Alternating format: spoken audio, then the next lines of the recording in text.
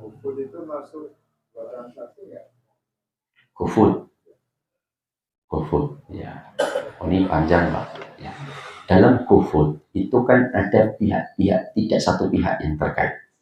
Ada pihak penjual makanan, ada pihak PT GoFood, ada pihak driver, dan ada pihak konsumen, ya atau tidak? Ya.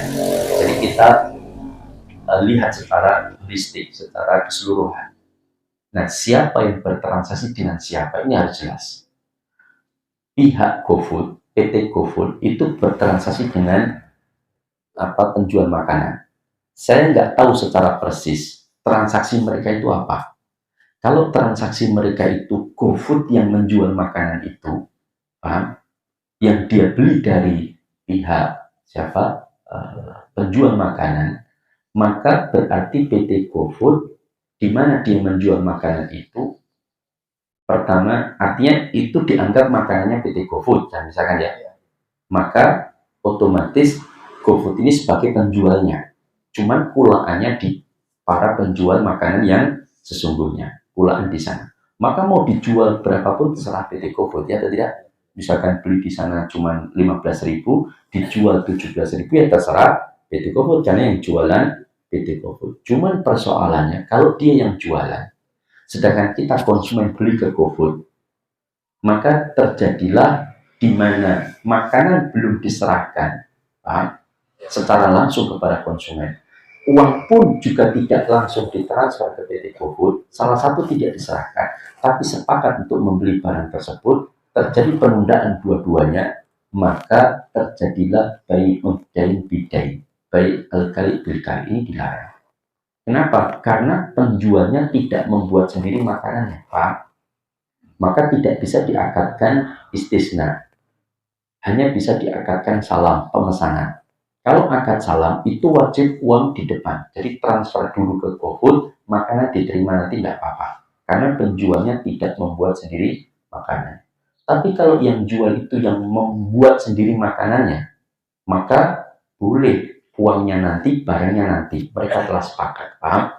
Misalkan dengan produsen kaos atau produsen batik, saya pesan batik kaos jenengan. Pak, saya mau pesan batik, berapa? 30 setel untuk pria lengan panjang. Harga berapa? 180 satu setel, Ustaz. Oke. Saya pesan seminggu lagi bisa jadi. Bisa, Ustaz. Bayarnya berapa total nilainya? Ustaz, bayar nanti aja kalau sudah jadi. Saya sepakat dengan beliau jual beli batik. Beliau yang membuat sendiri batiknya, Pak. Yang kalaupun beli kain, tapi yang membuat sendiri bajunya. Maka seperti ini boleh, kata Imam Abu Hanifah. Kenapa? Karena jenengan ada unsur jasa, yaitu membuatkan. Dan jasa itu boleh dibayar nanti, dibayar DP, dibayar separuh, boleh, tidak ada masalah. Meskipun sudah sepakat. Tapi kalau yang menjual tidak membuat sendiri barangnya, tidak boleh dengan ditunda dua-duanya. Harus salah satu diserahkan. Uangnya dulu semuanya, barang nanti, atau barangnya dulu, uangnya nanti, boleh. Paham? Ini mayoritas pendapat para ulama, meskipun nanti ada sebagian ulama yang mengecualikan. Tapi ini agak panjang. Muhammad tolak. Karena sejak kecil, mohon maaf, kita itu nggak pernah disuguhi dengan fikih muamalah. Betul. Coba jenengan buka buku fikih, buku ekonomi kita di SMP, di SMA, di kuliah, Pak. Pernah nggak jenengan buka buku fikih ekonomi SMP, jenengan orang Islam, gurunya pun ekonomi juga Islam, sekolahnya pun di sekolah Islam, ya nonton, Pak. Nah, ini banyak, Pak. Saya nggak bisa sebutkan sekolahannya. Ketika dengan buka buku ekonomi yang seharusnya orang SMP itu sudah biasa berjual beli, seharusnya ekonomi yang paling dipelajari sejak awal itu apa? Syarat sahnya jual beli, ya atau tidak? Praktek jual beli yang dilarang. Terus kemudian bentuk barang-barang ribawi dan kaidah pertukarannya. Itu 3 pokok yang dipelajari lebih dahulu. Tapi kita belajar nggak dulu di sana, Pak? Enggak, buku kita itu ketika dibuka, Bapak ekonomi dunia adalah Adam Smith, ya nonton, Pak. Nah, teori Adam Smith demikian. Ada invisible hand, tangan tersembunyi. Pada semua teori itu diambil dari bukunya Abu Ubaid. Abu Ubaid itu seorang ulama besar ahli ekonomi, dan dia mengarang kitab namanya Al-Amwal. dari kitab inilah disadur oleh Adam Smith, Pak. Dan dia mengakui dalam kitabnya bahwa perekonomian yang terbaik itu pernah dimunculkan oleh para khalifah Muhammad. Ya, Pak. Itu ditulis dalam bukunya Adam Smith. Tapi kita ditekoki oleh guru kita bahwa bapak ekonomi dunia Adam Smith, bukan Abu Ubaid. Ya atau tidak? Oh iya, Pak. Kita nggak pernah baca, berarti kita belum merdeka, Pak. Secara kurikulum, ya atau tidak? Ya, makanya saya itu memimpikan sejak dulu. Saya itu mau menulis buku ekonomi SMP, SMA yang saya tawarkan ke sekolah-sekolah agar digunakan pegangan bagi mereka, Pak. Sehingga anak itu betul-betul memahami ekonomi sejak dulu, Pak. Jadi mereka nggak kagetan. Oh ternyata itu toh, orang nggak tahu, Ustaz. Tapi kalau belajar dari kecil itu nggak akan terjadi penolakan yang besar, Pak. Ya tidak? Iya. Karena sudah dipelajari sejak kecil. Ya. Cuman mau tak tulis kok rampung-rampung, Pak. Urusannya macam-macam. Ya. Begitulah. Saya berharap ada penulis yang menuliskan itu. Nah, ini tentang masalah GoFood ya. Tapi kalau GoFood itu nggak menjual sendiri. GoFood itu menawarkan produk-produknya siapa penjual. Oh berarti dia marketing, paham? Nah dia nggak ada masalah kalau itu mau dijual. Jadi yang jual aslinya adalah siapa warung-warung tersebut. Cuman GoFood itu membantu kan itu, menawarkan kalau laku dia ngambil keuntungan, paham? Oh keuntungan boleh dewi, ya sudah ditetapkan harga 17.000, asli dari dia 15.000, ini kan tidak mengapa. Nah sekarang transaksi siapa PT GoFood dengan makanannya. Sekarang transaksi antara siapa konsumen pembeli dengan PT GoFood.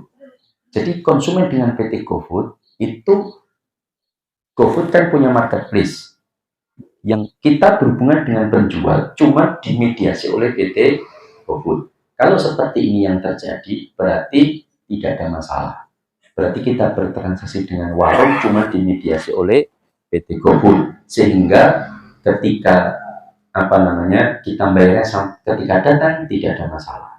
Maka ini tergantung dari persepsi akad yang sesungguhnya itu seperti apa. Ya, paham? Nah, cuma bagaimana dengan driver? Driver itu ada yang menyebutkan kita itu bertransaksi dengan driver. Kalau seperti ini, wah nanti dipermasalahkan oleh para ulama dengan berbagai macam kesalahan yang disebutkan oleh para ulama. Tapi tidak, bukan kita transaksi dengan PT GoFood, tapi PT GoFoodnya yang menyuruh mitranya, yaitu para driver untuk membelikan. Berarti mitra ini, para driver itu sesungguhnya kaki tangannya PT GoFood. Kita nggak bertransaksi dengan mitra, cuma kita belinya dengan PT GoFood, biaya antar sekian, kan gitu. Paham ya? Maka dilihat dari situ maka nggak masalah. Meskipun nanti ada ulama yang mempersepsikan dilihat dari sisi yang lain bermasalah. Makanya ini perlu dipertemukan antara PT GoFood dengan para ulama, ya tidak? Sehingga hakikatnya itu mereka akad transaksi seperti apa? Karena kalau PT GoFood itu punya mitra PT driver, lalu ketika menyuruh PT GoFood nggak ngasih duit, tapi driver ngutangi dulu, ya atau tidak? Berarti driver ini ngutangi PT GoFood. Nanti ketika PT GoFood menjanjikan tambahan berupa poin kepada driver, maka poin ini menjadi riba. Paham?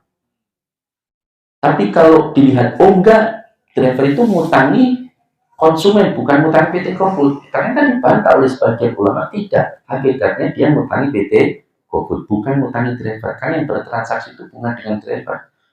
Kita ketika pesan, kan bukan kita yang langsung bertransaksi dengan driver, tapi langsung ke PT GoFood. PT GoFood yang mengendalikan, kemudian menyuruh driver yang terdekat dengan kita, kan begitu. Itu lebih saya terima daripada yang konsumen langsung ke driver, Pak. Nah, sehingga ini menjadi perdebatan para ulama. Sampai sekarang masih berdebatkan apakah ada transaksi yang bermasalah atau tidak. Sebagian mengatakan oh tidak, sebagian mengatakan bermasalah. Ini ragu-ragu ya rasa GoFood. Masak dewi, Pak. Ya. Sampai saya mengatakan ini, ada bapak-bapak datang kepada saya, Ustaz, jazakumullah khair Ustaz. Kenapa? Sejak istri saya ngaji di muamalah dengan antum Ustaz, Alhamdulillah Ustaz, sekarang sudah tidak GoFood terus Ustaz. Jebol kantong saya Ustaz. Ya, sekarang masak Alhamdulillah Ustaz. Alhamdulillah masak. Ya saya sampaikan aja, ini terjadi perbedaan pendapat dengan para ulama. Kapan-kapan kalau kita sudah masuk bab muamalah muasirah, nanti kita akan bahas muamalah muasirah. Ada dana talangan haji umroh yang tidak kita bahas, kita bedah. Ada apa namanya arisan, ada kemudian asuransi, kemudian ada namanya MLM, semua kita bahas nanti. Nah kita jelaskan kalau bisa pakai slide. Mudah-mudahan masjidnya sudah jadi ya. Poinnya, Hah? kalau menurut Ustaz, poinnya gimana? Ya, poinnya bagaimana? Ini memang khilaf di kalangan para ulama tentang masalah ini. Dan saya tidak bisa menjawab boleh atau tidak boleh. Saya hanya menyampaikan khilaf di kalangan para ulama, tergantung sudut pandang dari mana mengambil sisi hukum. Maka daripada itu, untuk apalagi saya lihat sekarang, ternyata PT GoFood itu juga berubah-ubah mekanismenya. Ya atau tidak? Kadang si penjual suruh deposit dulu sebelum bermuamalah dengan mereka. Jadi suruh deposit dulu, nanti kalau sudah deposit, bagian keuntungan PT GoFood baru memotong deposit tersebut, Pak. Nah, ini nanti hukumnya juga berbeda lagi, Pak. Jadi memang rigid, Pak ya. Artinya perlu dijelaskan secara rinci. Jadi saya butuh slide dan saya tidak berani menjustifikasi langsung haram atau halal.